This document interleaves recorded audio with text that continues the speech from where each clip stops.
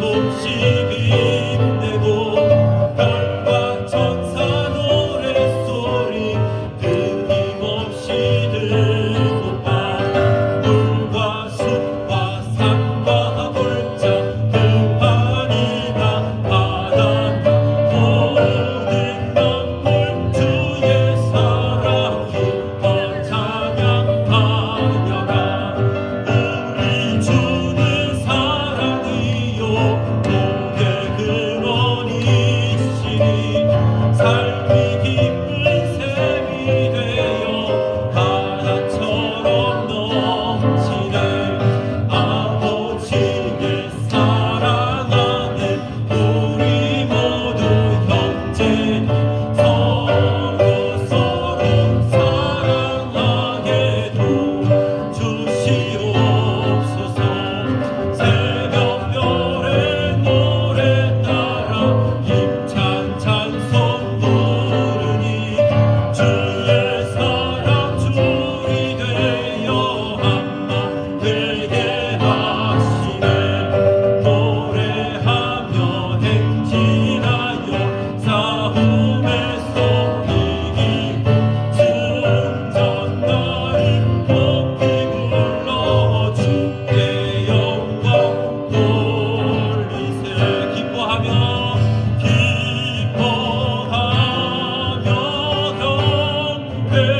경배하세. 영광의 주 하나님.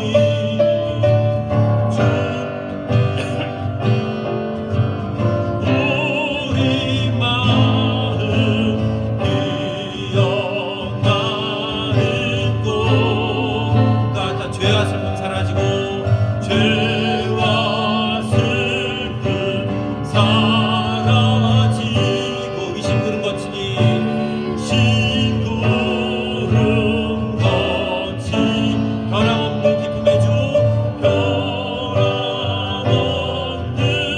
기쁨의 주 밝은 빛을 주시네. 아멘.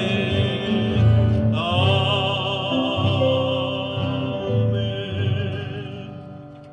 우리 예배 시작하기 전에 다 같이 지난 한 주간을 돌아보면서 기도하시길 바랍니다.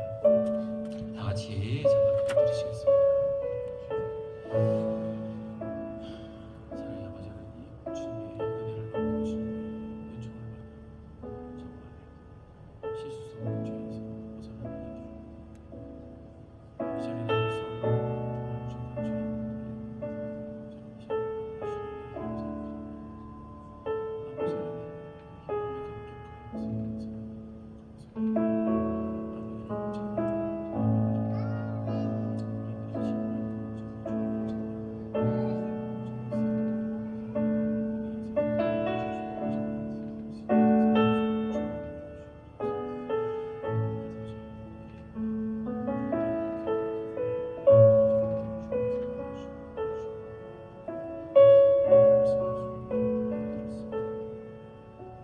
제가 잠깐 기도드리시겠습니다. 사랑의 아버지 하나님,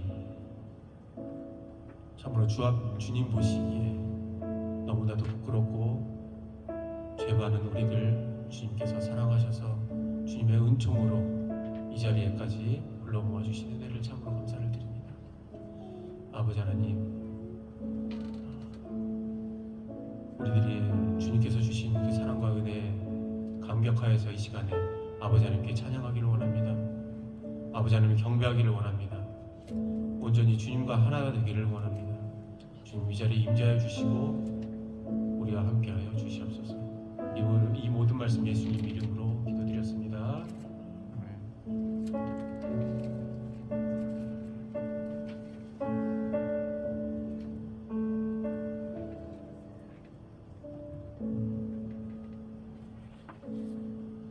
주께 가까이 날이 그소서. 간절히 주님만을 원합니다. 채워주소서. 주의 사랑을 진정한 찬양 드릴 수 있도록. 다시 한번 주께 가까이, 주께 가까이 날이 그소서. 간절히 주님만을 원합니다.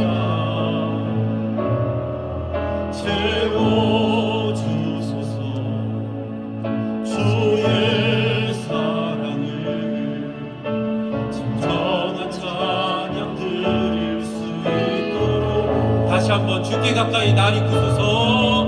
주께 가까이 날 이끄소서. 저희 주님만을 원합니다. 채워주소서. 채워주소서.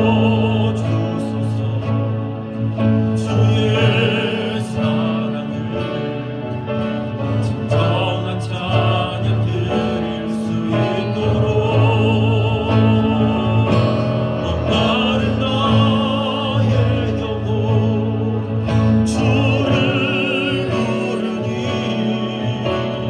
나의 맘만 쳐주소서. 주님만을 원합니다. 더 원합니다. 나의 맘만 쳐주소서. 목마른 나의 영혼 목마른 나의 영혼 주를 부르니 나의 맘만 쳐주소서. 주님만을 원합니다. 더 원합니다. 나의 맘만 쳐주소서.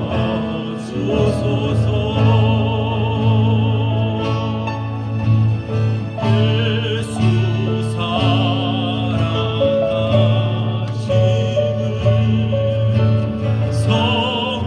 성경에서 배웠네. 우리들은 약하나 예수 권세만 도달해. 날 사랑하신 날 사랑하신 날 사랑하신 날 사랑하신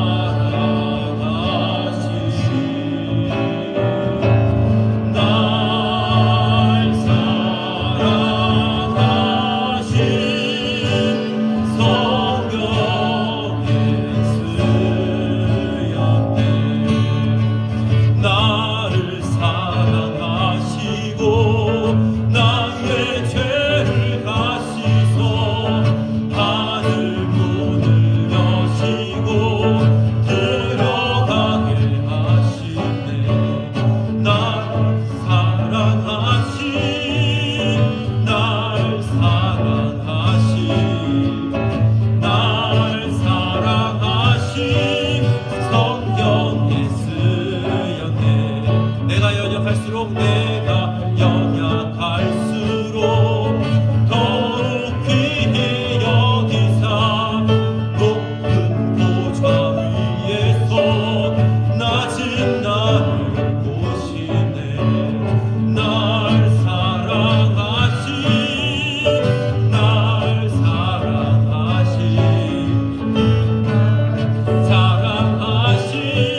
성경에 쓰였네.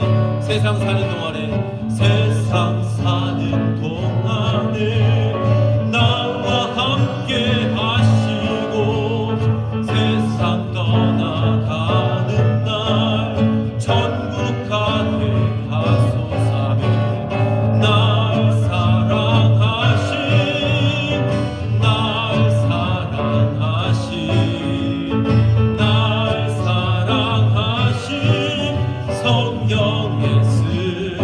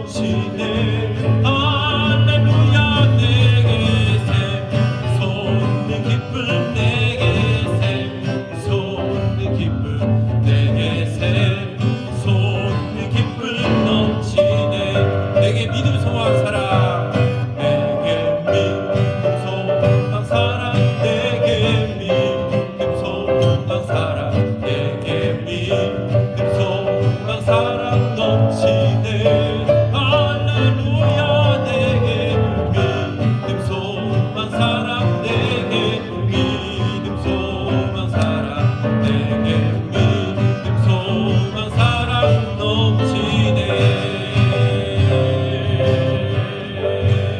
할렐루야.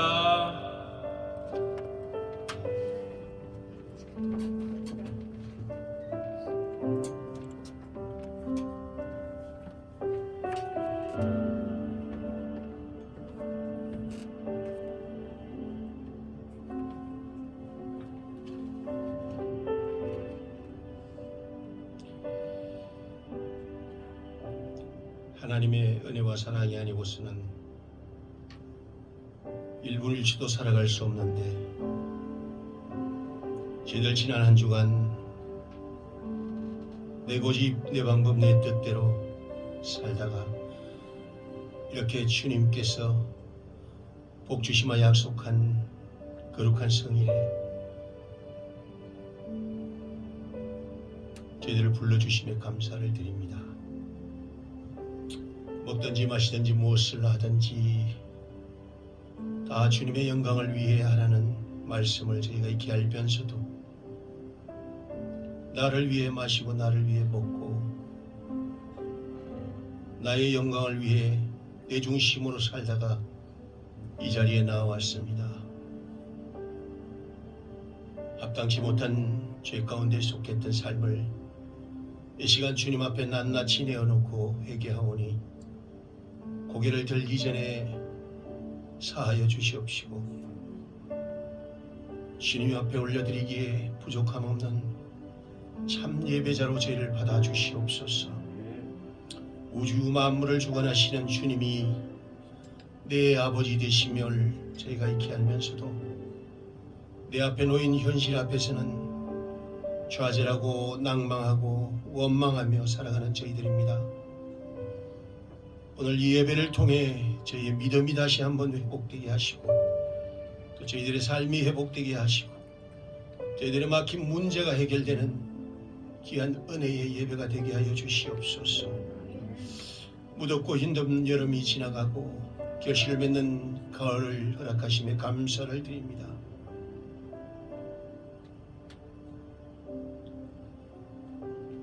이 시간 저희들이 주님 앞에 믿음의 열매를 맺기를 다짐합니다. 말씀과 기도로 게을렀던 그 모든 것들을 다시 한번 회복해 하시고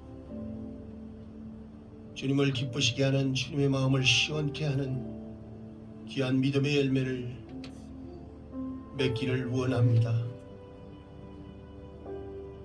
주변에 주님을 알지 못하는 자들에게 주님을 자랑하며 주님의 복음을 전하는 전도자로 다시 한번 서기를 다짐하며 주님 앞에 나아가기를 원합니다. 저희들을 주님께서 사용하여 주시옵시고 주님께서 허락하시는 땅끝 전도의 사명자로 저를 사용하여 주시옵소서. 이 나라의 백성을 주님께서 지금까지 인도하셔서 세계 가운데 어뜸되게 하셔서 믿음의 나라로 우뚝 세워주심에 감사를 드립니다. 남북이 하나 되는 통일 대한민국으로 주님께서 허락하셔서 하나님의 나라 주님께서 사용하시는 나라로 다시 한번 우뚝 세워 주시옵소서. 위정자들에게 주님을 두려워하는 정치를 하게 하시고 백성을 위해 헌신하는 위정자들이 많아지게 하시고 자신들의 정치를 위해 좌우로 편갈라 백성들을 뒤로하고 백성들을 공경에 처하는 일 없도록 하나님께서 다스려 주시옵소서. 예사람 교회를 기억하여 주시옵시고 한 사람 한 사람 주님께서 뜻이 있어 지명하여 부르시고 믿음의 동력자로 주님의 교회 안에 모이게 하셨사오니 주변에 믿지 않은 많은 자들을 구원해내는 구원의 방주가 되게 하시고 힘들고 지친 자들에게 평강과 위로로 귀한 안식처 되는 교회가 되게 하여 주시옵소서. 연하여 함께 예배드리는 TVMC 조회교회 가운데도 동일한 은혜를 더하여 주시옵소서. 선교지에 나가 귀한 사명 감당하는 우리 선교사님들 영육의 강건함으로 주님께서 붙들어 주시옵시고 사역의 지경이 날마다 확장되게 하시고 돕는 손길을 통해 사역이 힘들거나 지치지 않게 하여 주시옵소서. 말씀 받습니다. 선포되는 말씀이 저희 심령밭에 잘 심겨지게 하시고 세상 악한 것들과의 싸움에서 넉넉히 이기게 하시고 성령의 말씀하심을 따라 선포되는 그 말씀 가운데 저희들이 아멘으로 화답하여 귀한 은혜의 시간으로 나아갈 수 있도록 도우시고 인도하여 주시옵소서. 추석 명절을 앞두고 있습니다. 한 사람 제한 없이 풍성한 한가위 되게 하시고 우상의 재라는 눈을 범치 않게 하시고 또 믿지 않는 가족들에게 주님을 전가하는 주님을 자랑하는 귀한 본이 되는 그러한 시간으로 주님께서 저희 한 사람 한 사람 사용하여 주시옵소서. 병중에 있는 노부모님들을 기억하여 주시옵시고 천국 소망으로 남은 시간 기쁨으로 주님께서 살게 하여 주시옵소서. 그 믿음의 본을 잘 상속하여 주님 오실 날을 준비하는 우리 후손들이 되게 하여 주시옵소서. 오늘 예배를 도와 수고하는 우리 예배 사역자들과 방송으로 주님의 몸된 교회의 청소로 이렇게 헌신하는 주님의 귀한 동역자들이 있습니다. 하나님께서 귀한 상급으로 채워주실 줄 믿습니다. 이제 저희들 무슨 마음으로 왔든지 돌아갈 때는 꼭 주님 만나고 돌아가는 귀한 은혜의 시간 될 줄 믿사오며 우리 주 예수 그리스도의 이름으로 기도드리옵나이다. 아멘.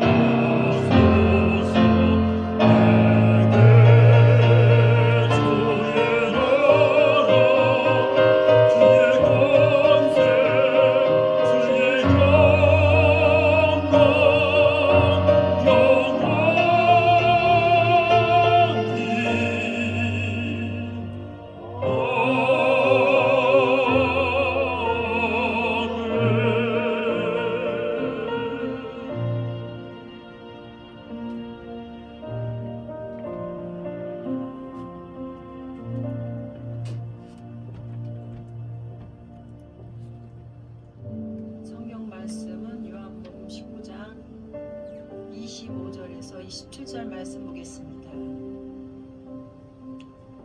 예수의 십자가 곁에는 그 어머니와 이모와 글로바의 아내 마리아와 막달라 마리아가 섰는지라.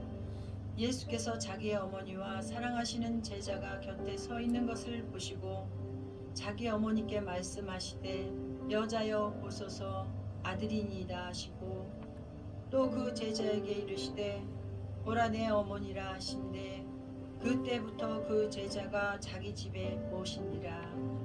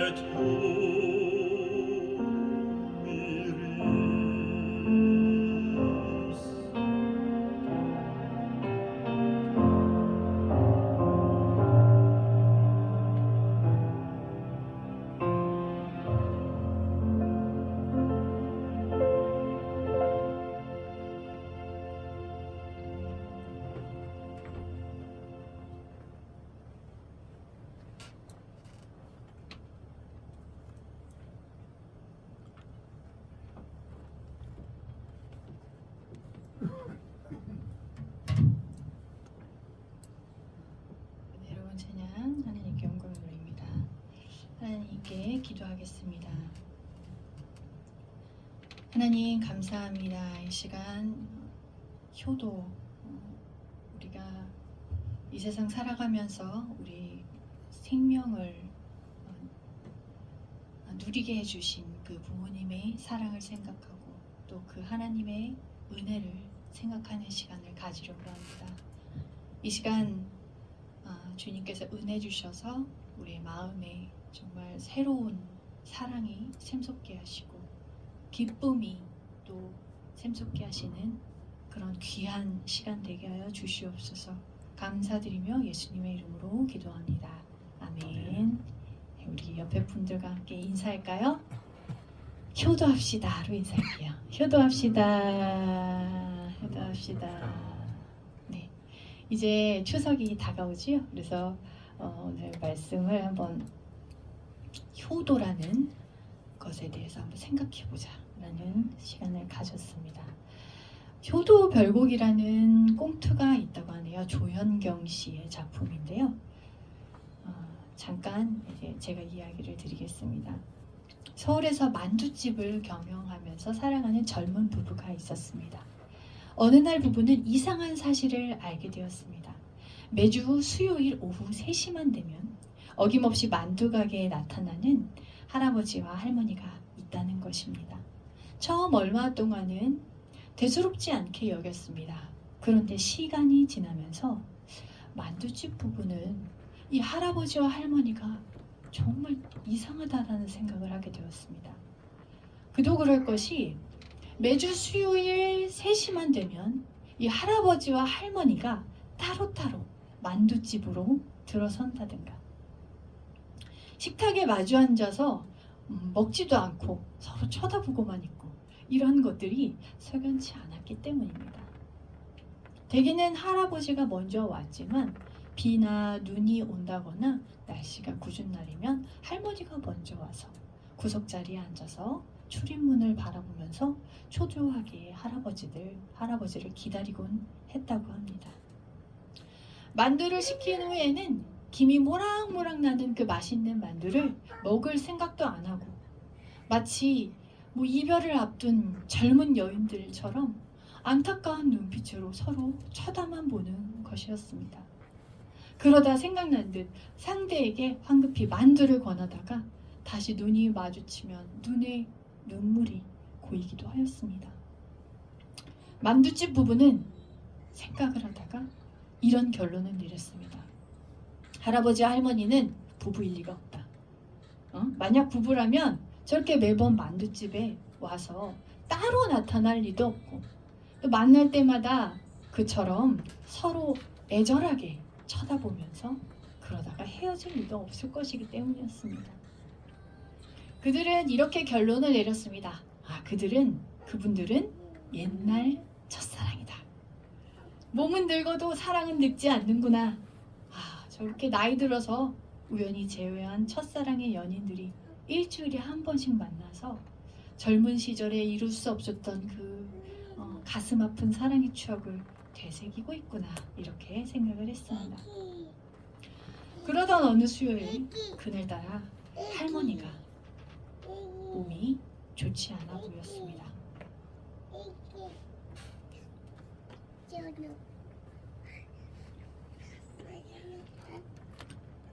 네, 주님께서 그냥 말씀하시라고 한지 이렇게 갑자기 사라져버렸습니다. 아무것도 없어요.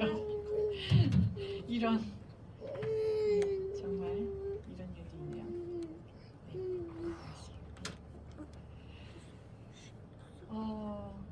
갑자기 할머니가 그날 병색이 완연했습니다. 할머니가 만두 하나를 집어서 이렇게 할머니께 권했지만 할머니는 힘없이 고개만 가로저을 뿐이었습니다. 그리고 그날따라 할머니는 눈물을 자주 닦으며 어깨를 들썩이곤 했습니다.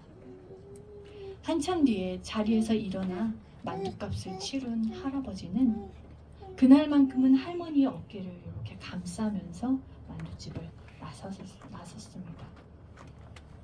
곧 쓰러질 듯이 휘청거리며 걷는 할머니를 어미 닭이 마치 병아리를 감싸듯 감싸 안고 나가는 그 할아버지, 그 두 노인의 뒷모습이 왠지 가슴 아프게 보였습니다. 그런데 그날 이후로 할아버지와 할머니의 발길이 끊어지고 말았다고 합니다. 그 다음 수요일 날도 이제 오시겠지 했는데 보이지 않더라는 것이었습니다. 만두집 부부는 궁금했지만 연락처도 없고 어떻게 방법이 없어서 어쩔 도리가 없이 기다리고만 했답니다. 그로부터 2달여가 지난 어느 수요일 정각 오후 3시에 드디어 할아버지가 다시 모습을 나타내셨습니다.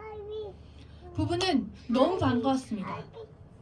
그런데 할아버지의 얼굴은 예전과 달리 상당히 초췌해지셨고 또 진심으로 반가워하는 이 부부를 향해서 담례로 보인 그 할아버지의 웃음은 너무너무 슬퍼 보이는 웃음이었다는 것입니다. 이제 만두집 여자가 어쩔 수 없이 물어봤습니다. 할머니도 이제 곧 오시겠지요? 할아버지는 고개를 가로저으면서 말했습니다. 하늘나라로 갔어요. 그 말에 만두집 부부는 들고 있던 접시를 떨어뜨릴 만큼 놀랐습니다. 그리고 마치 독백을 하듯이 울먹이는 목소리로 이야기하는 할아버지의 사연을 듣고서는 부부는 더더욱 놀랄 수밖에 없었습니다. 그들이 생각했던 것처럼 할아버지와 할머니는 첫사랑의 관계가 아니었습니다. 어엿한 부부지간인데 할아버지는 수원에 있는 큰아들 집에서 할머니는 서울에 있는 둘째 아들 집에서 각각 떨어져 살고 있었던 것입니다. 두 분의 사이가 나빠서가 아니라 자식들이 싸운 결과였습니다. 그러면서 큰 며느리가 다 같은 며느리인데 나 혼자만 시부모를 모시느냐 이래서 강경하게 나가는 바람에 아들들이 공평하게 한 분씩 모시기로 한 것이었습니다. 본의 아니게 서울과 수원으로 생이별을 하게 된 할아버지와 할머니. 그래서 매주 수요일 3시만 되면 마치 견우와 직녀처럼 그 만두집에서 한 번씩 만나온 것이었습니다. 할아버지의 이야기는 다음과 같은 말로 끝을 맺었습니다. 이제 나만 죽으면 돼. 천국에서는 같이 살 수 있을 거야. 연로한 부모님을 생이별 시켰던 그 자식들을 누가 비난할 수 있을까요? 또 어쩌면 그들에겐 그렇게 할 수밖에 없는 그들만의 피치 못할 사정이 있었는지도 모르겠습니다. 그러나 이것만은 부정할 수가 없을 것입니다. 만에 하나라도 자식들이 부모님에 대해서 긍지를 가지고 있었다면, 내가 이 부모님으로 인해 이 땅에 한 인간으로 태어날 수 있었고 부모님을 편하게 호강시켜드리지 못한다고 할지라도 하다못해 달동네 사글세빵이라도 얻어서 함께 기거하도록 해드렸다면 그 어느 때보다 삶의 반려자가 필요하신 그 노부모님들을 생이별시켜서 하늘 품고 세상을 떠나게 하지는 않았을 것입니다. 오늘 말씀의 제목은 사실 효도가 아니라 예수 그리스도의 효도입니다. 지금 이제 예수 그리스도께서 얼마나 효자셨는지 살펴보려고 하는데요.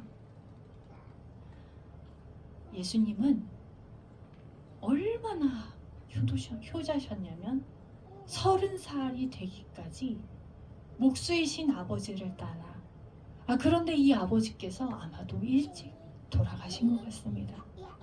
그러면 가장 노릇을 굳건히 하셨다라는 이야기죠. 지금은 목수로 생각하면은 일단 최소 25만 원은 받는 꽤 괜찮은 직업이라고 생각을 할 텐데 그 당시에는 성경학자들에 의하면 목수라고 하면 아무것도 없는, 지금으로 말하면 그 건축 현장에서 일하는 그냥 막노동 일꾼이었다라고 합니다. 베드로가 어부라고 하잖아요. 그 어부는 부자였습니다. 나름대로 자기 뭐가 있어요? 배가 있죠. 그런데 그런 것조차도 없는 사람들이 바로 이 목수를 했다라는 것입니다.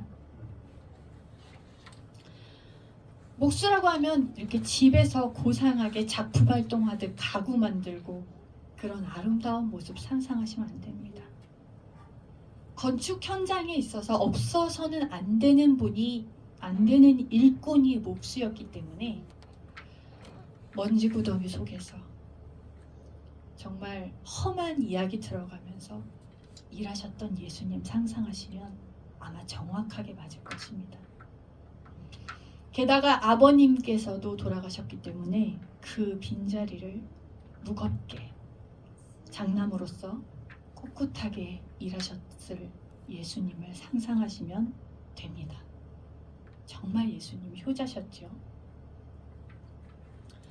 하나님께서 친히 명령하신 10계명 중에 제5계명이 바로 무엇입니까?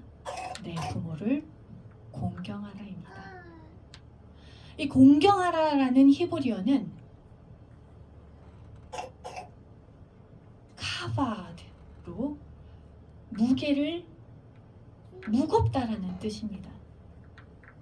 그러니까 공경한다라는 것은 그분의 무게를 인정한다라는 뜻입니다. 우리보다 앞서 인생의 길을 걸어가신 그 부모님 각자 아마 아실 것입니다. 그분들의 무게를 우리가 도저히 흉내내거나 상상할 수 없다라는 것. 그분들의 경륜의 무게, 삶의 깊이 있는 인식의 무게가 있다라는 것입니다. 다름 아닌 그 무게를 인정하는 것이 부모님을 공경하는 것이라는 것입니다. 무게를 인정하면 우리가 귀하게 여기지 않을 도리가 없기 때문입니다. 중요한 것은 여기에서 무게와 긍지라는 말이 동의어가 된다라는 사실입니다. 부모님의 인생의 무게를 존중한다라는 것은 자식으로서 부모님의 긍지, 부모님에 대한 긍지를 품고 있다라는 것을 뜻하는 것입니다. 만약 이 긍지를 갖지 못하고 있다면 부모님의 무게를 인정하기는커녕 깃털보다 더 가볍게 여길 수밖에 없는 것입니다. 따라서 효도란 함께 모시고 사느냐, 용돈을 얼마를 드리느냐, 얼마나 호강시켜 드리느냐, 거기에 달려있지 않다는 것입니다. 참된 효도는 오늘 나를 있게 해주신 그 부모님에 대한 긍지를 얼만큼 깊이 있게 무겁게 가지고 있느냐 라는 것에서 판가름 난다는 것입니다. 벌써 20년 전의 일입니다. 실제로 홋카이도의 삿포로에서 돈을 제일 많이 벌었다고 알려진 제일교포 한 분이 어르신들이 너무 정말 어려운 그 일본 압제 치하에서 깊이 있는 힘든 삶을 사셨기 때문에 그분들을 생각하면서 제일교포 노인들을 위한 최신 시설의 양로원을 세웠습니다. 정말로 그곳은 호텔 이상의 완벽한 시설을 갖추고 있었다고 합니다. 의사와 간호사, 영양사와 수많은 봉사자들이 그곳에 준비되어 있었다는 것입니다. 그런데 놀라운 것은 그 제일교포 노인을 위해 지어진 양로원에 실제로 제일교포 노인은 한 명밖에 없었다는 것입니다. 그 외에는 다 일본인들이 와서 그 좋은 곳을 누리고 있었다는 것입니다. 이유가 뭘까요? 그때 당시만 해도 그 양로원에 부모님을 모신다고 하면 주변에서 손가락질을 했다고 합니다. 그래서 들어가고 싶어도 자식들이 불효자라는 욕을 들을까봐 집에 불편하게 살고 있었다는 것입니다. 자신을 낳아주신 부모님이 귀찮아서 혹은 남의 손을 빌어 형식적인 책임을 다하기 위해 양로원에 보내는 것은 물론 천륜을 어기는 무서운 죄악입니다. 그러나 이런 경우도 있다는 것입니다. 부모님에 대해서 긍지를 갖고 사랑하는 자식이 부모님과 함께 살고 싶은 마음이 간절하지만 부모님께서 노인들을 위해 특수시설이 갖추어져 있는 양로원에서 같은 또래의 노인들과 함께 사실 수 있도록 양로원에 모셔다 드리고 정기적으로 찾아뵙는다면 이것은 결코 불효가 아니라는 것입니다. 아까 말씀드렸던 것처럼 내 부모님의 재산이 얼마냐, 내 부모님이 얼마나 출세한 분이냐, 얼마나 배운 분이냐, 나에게 얼마나 많은 재산을 물려주었느냐, 이런 것과 상관없이 바로 그분의 자식으로 태어난 데 대한 긍지가 참된 효도의 필수 조건이 됩니다. 부모님에 대한 사랑과 존중과 섬김도 바로 이 긍지로부터 비롯되기 때문입니다. 오늘 본문을 함께 보시기 원합니다. 예수께서 그 모친과 사랑하시는 제자가 곁에 섰는 것을 보시고 그 모친에게 말씀하십니다. 여자여 보소서 아들이니이다. 예수님께서 보소서 아들이니이다 하신 것은 예수님을 보십시오, 나를 보십시오라고 하신 것이 아닙니다. 바로 옆에 있는 사도 요한을 가리키는 것입니다.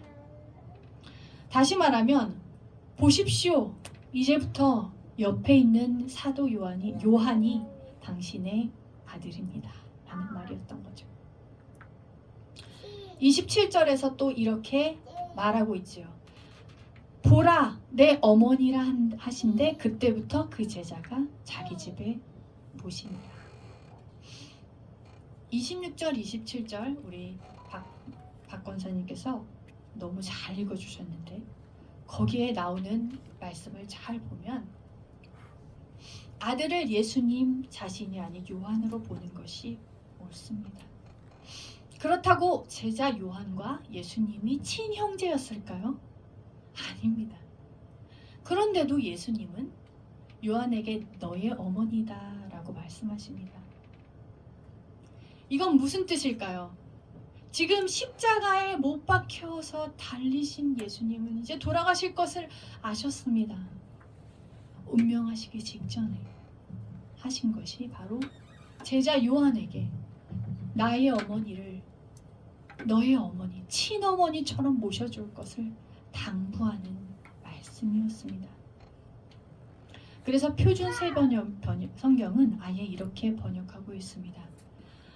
예수님께서는 자기 어머니를 보시고 또 그 곁에 자기가 사랑하는 제자가 서 있는 것을 보시고 어머니에게 여자여 이 사람이 어머니의 아들입니다 라고 말씀하셨다 라고 요한복음 19장 26절부터 27절에 말씀하십니다. 예수님은 어떠셨나요? 자신의 마지막 운명까지도 그 육신의 어머니에 대한 관심을 버리지 않으셨던 효자의 모범 인생을 사셨던 것입니다. 예수님이 어머니 마리아에 대해서 어떻게 생각하셨을까요? 그것을 한번 생각해 보겠습니다. 마리아가 처녀의 몸으로 당신을 잉태하셨을 때 사실은 율법에 의해 돌에 맞아 죽을 위험을 무릅쓰셨습니다. 동정녀 처녀의 몸으로 당신을 잉태하고 당신을 낳고 당신을 키워주셨기 때문에 하나님의 독생자로 이 땅에 오셔서 그의 구원 사역을 완수할 수 있었다라는 어머니에 대한 긍지를 주님은 갖고 사셨던 것입니다. 그래서 세상을 떠나시는 그 마지막 순간에도 어머니에 대한 긍지, 사랑을 놓지 않으셨던 것입니다. 아마 마리아는 예수님의 마지막 그 한마디로 인해 처녀의 몸으로 아들을 낳아 세상 사람들로부터 받았던 그 모멸감과 시선들, 고초와 고난의 고통이 눈 녹듯 사라졌을 것입니다. 그런데 말입니다.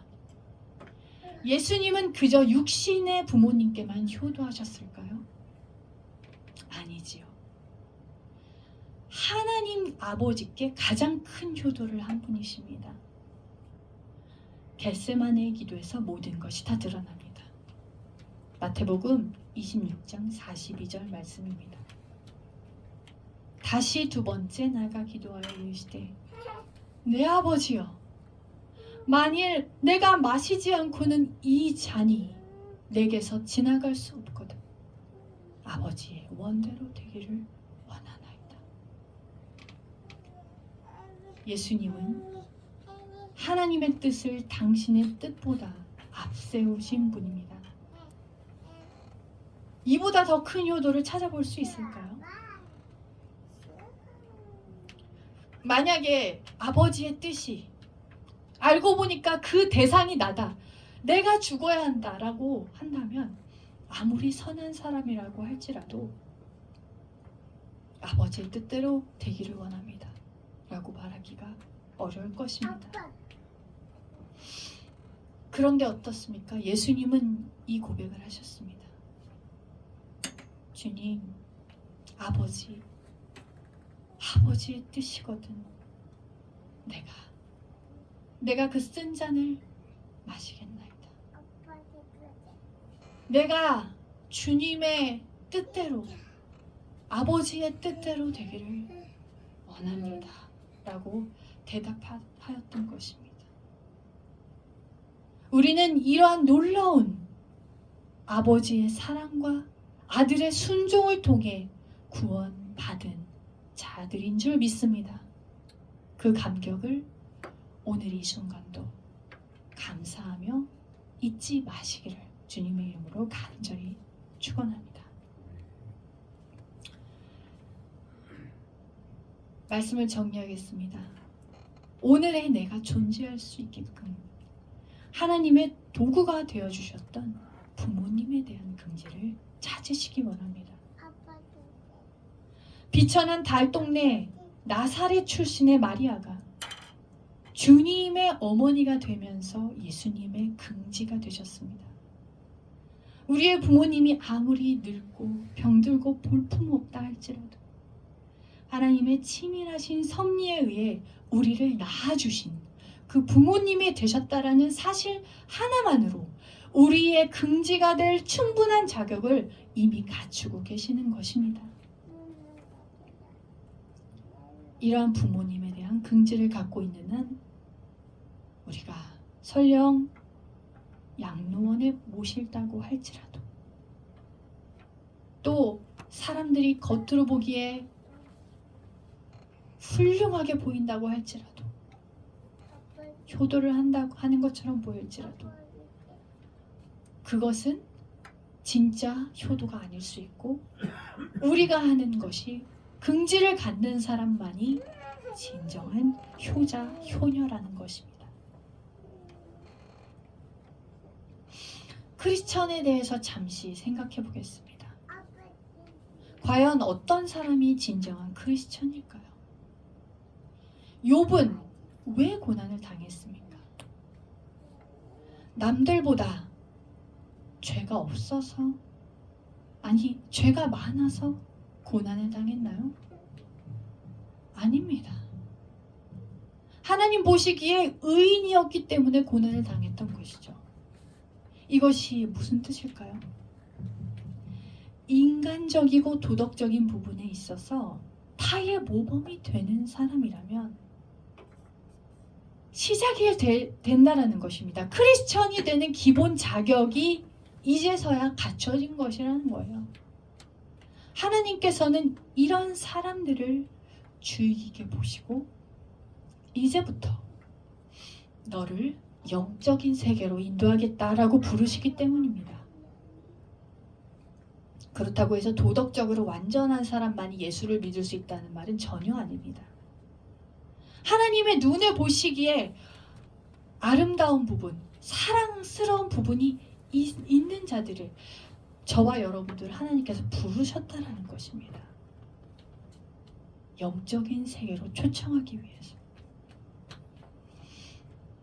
이 말은 또 다르게 보시면 크리스천은 먼저 기본적인 사람 간의 예의, 도덕을 지키는 사람이어야 된다는 것입니다. 그 기본 중의 기본이 부모님을 공경하는 것이고, 이것도 하지 못하고 하나님 섬긴다고 말한다면 고개가 갸우뚱거리는 것입니다. 덧붙여 그럼에도 불구하고 크리스천이 세상 사람들과 다른 점은 이제 더 이상 내 힘으로는 사랑할 수 없기 때문에 주님의 힘이 필요합니다 라고 고백하면서 사랑하는 것입니다. 제가 제일 먼저 이 자리에서 많이 고백드렸죠. 제 안에 사랑이 없어서 시아버지 되시는 오 권사님을 진정으로 사랑하지 못했습니다. 그러나 이제는 하나님께서 마음을 주셔서 사랑할 수 있습니다. 바로 이것입니다. 우리는 누군가를 사랑할 수조차 없는 존재라는 것입니다. 혹자는 이렇게 변명하겠죠. 난 그래도 내 자식들은 사랑해. 아닙니다. 내 자식도 내 사랑으로 사랑하면 망칩니다. 그런데 하나님의 사랑으로 새롭게 사랑하면 완벽하게 다른 사람조차도 사랑할 수 있는 그 사랑으로부터 시작되는 것입니다. 그래서 우리에게 뭐라고 말씀하시나요? 예수님께서 원수를 사랑하라고 하는 것입니다. 이 말씀을 준비하면서 한 가지가 딱 생각이 나서 말씀드립니다. 생각하면 생각할수록 참 재밌는 부분이라서 꼭 전해드리고 싶습니다. 바로 창세기 33장의 이야기입니다. 야곱과 에서가 그 지난한 시간을 보내고 드디어 만납니다. 야곱이 저 멀리 무리를 봅니다. 400여 명의 무리를 이끌고 건장한 장정들을 이끌고 에서가 오고 있습니다. 야곱은 얼마나 겁이 났을까요? 두근두근 자기가 아끼지 않는 사람들만 다 먼저 보냅니다. 그래, 너는 잘 가라.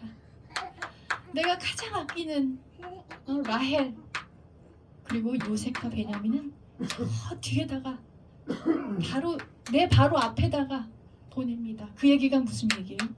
에서가 두렵다는 것입니다. 그런데 에서가 어떻게 하나요? 창세기 33장 4절 말씀에 에서가 달려와서 그를 맞이해서 목을 안고 목을 어금 맞추어서 그와 입 맞추고 서로 웁니다. 어머머머. 그리고 야곱이 무엇이라 말하죠? 창세기 33장 10절 말씀에 형님, 내가 형님에게 은혜를 받았으면 이거 제가 드리는 거 별로 안 되지만 다 받으십시오. 내가 형님의 얼굴을 배우니 하나님의 얼굴을 배우는 것 같고 형님도 나를 기뻐하시네요. 너무너무 놀라운 일입니다. 당신의 얼굴이 바로 하나님의 얼굴 같다는 것입니다. 그 두려워했던 에서의 얼굴이 형님의 얼굴이 하나님의 얼굴과 같다는 것입니다. 이게 무슨 말일까요? 평생 보기 싫었던 얼굴입니다.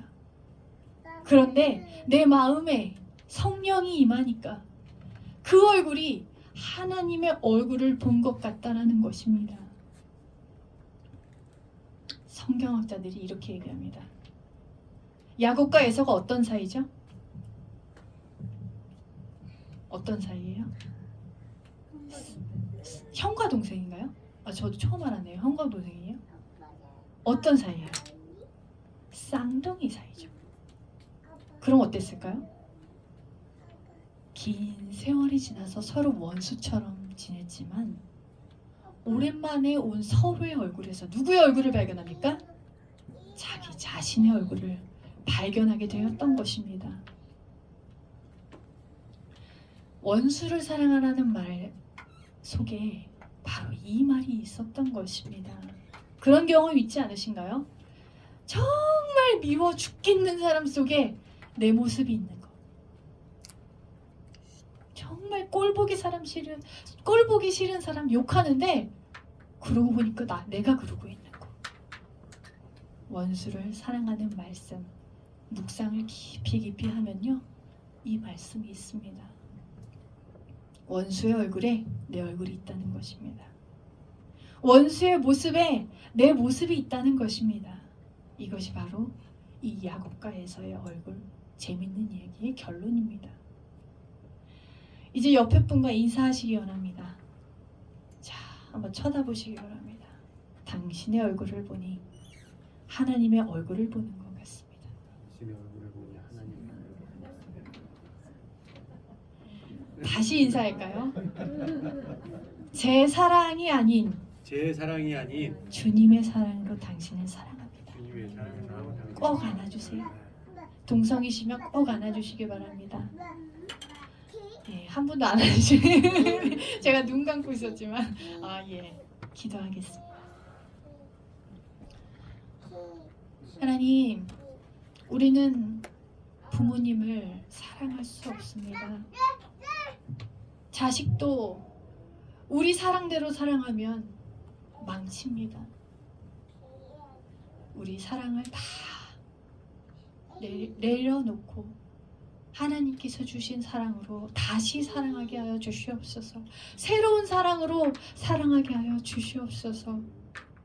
또한 주님께서 우리 마음에 긍지를 허락하여 주셔서 부모님이 나를 낳아주셨구나. 내가 부모님 없이는 이 세상에서 살아갈 수가 없구나.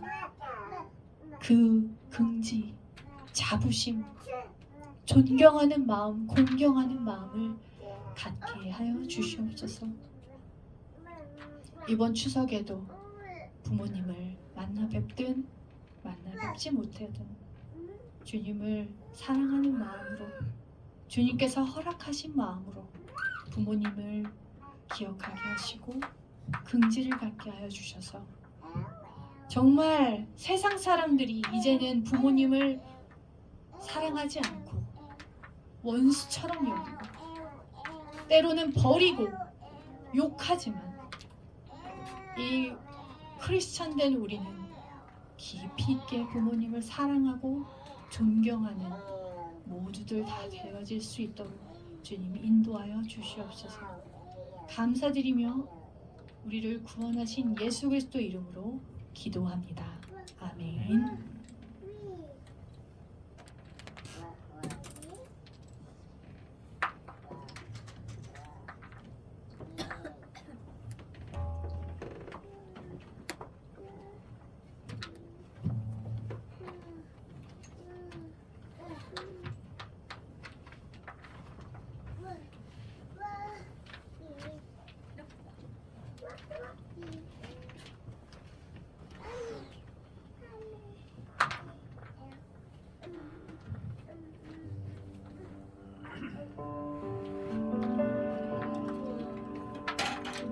우리 아까 예배 전에 불렀던 날 사랑하신 당신을 사랑합니다, 당신을 축복합니다, 이 찬양 다시 한번 해보겠습니다.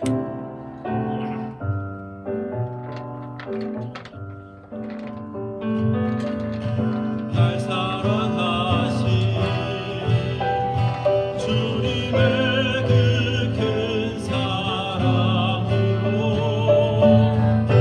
내 안에 계신 예수님의 그 사랑으로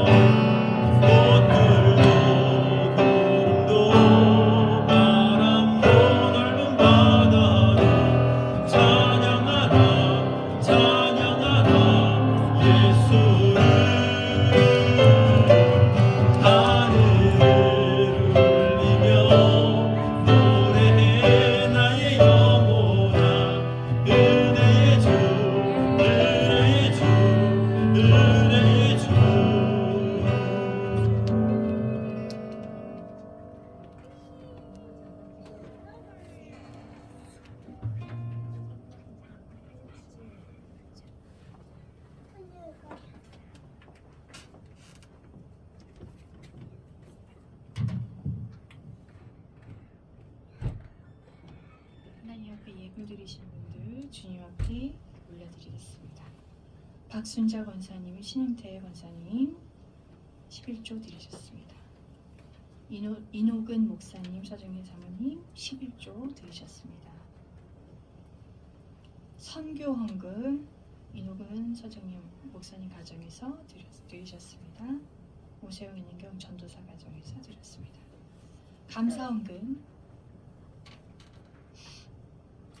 김종복 장로님 범사에 감사드립니다. 감사 헌금 드리셨습니다.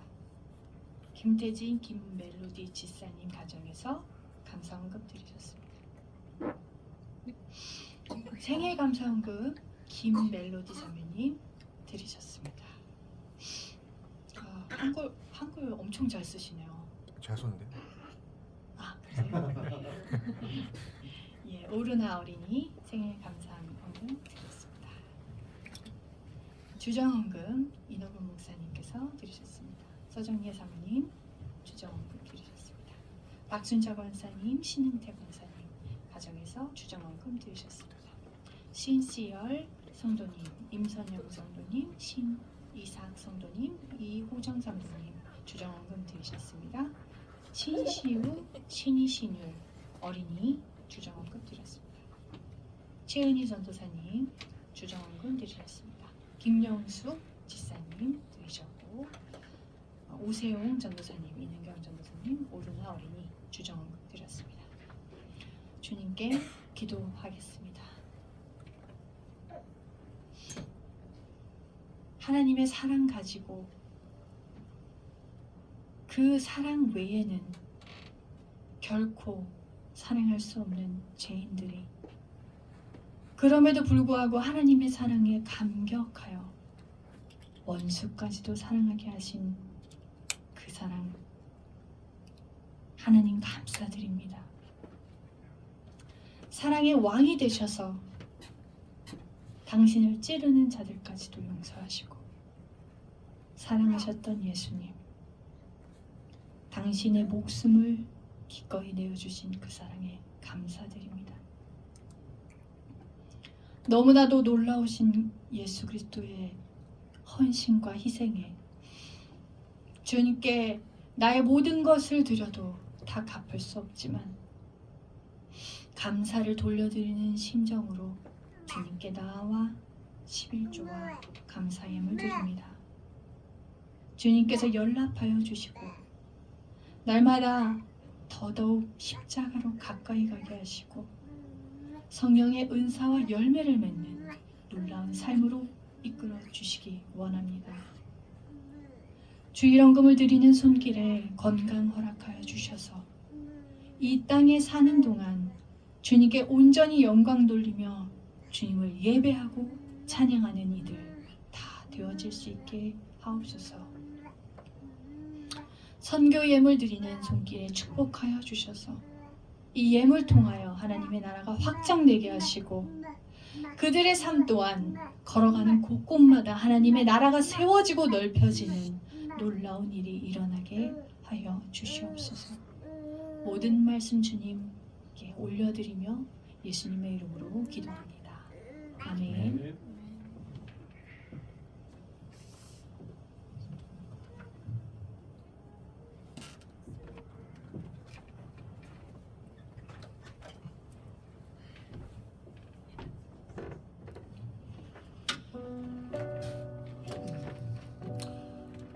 예배 후에 속회가 김정국 장로님 인도로 있습니다.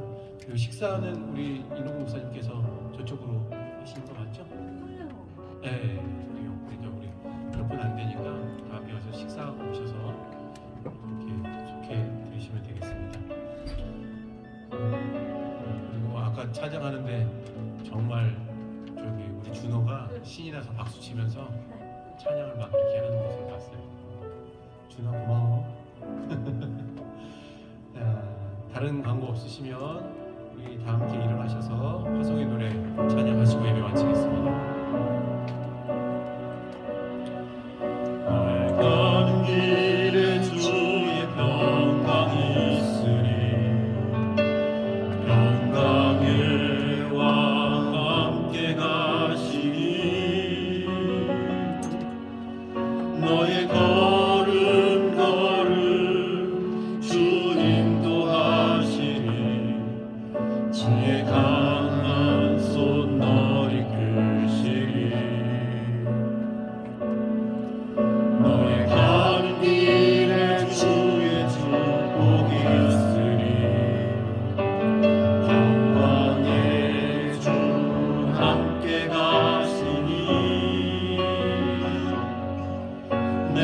땅끝 모든 땅 주님 다스리리.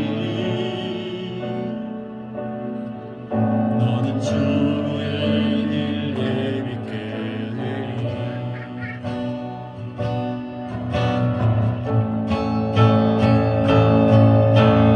주님 나라 위하여 길 떠나는 나의 형제여, 주께서 나가시니 너는 가라. 주의 이름으로 거친 광야 위에 무척 피어나고 세상은 내 안에서 주님의 영광 보리라. 강하고 담대하라. 세상 이기신 주를 함께 너와 동행하시러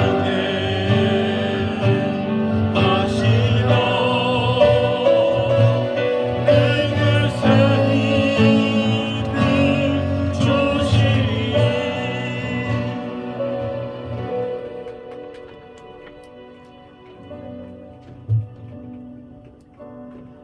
이제는 우리 주 예수 그리스도의 십자가의 구속의 보혈의 은혜와 하나님 아버지의 넓고 크신 사랑하심과 성령님의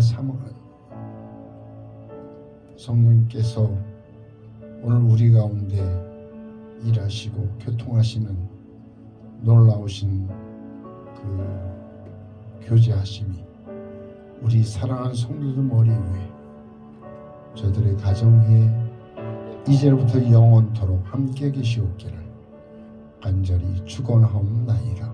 아멘.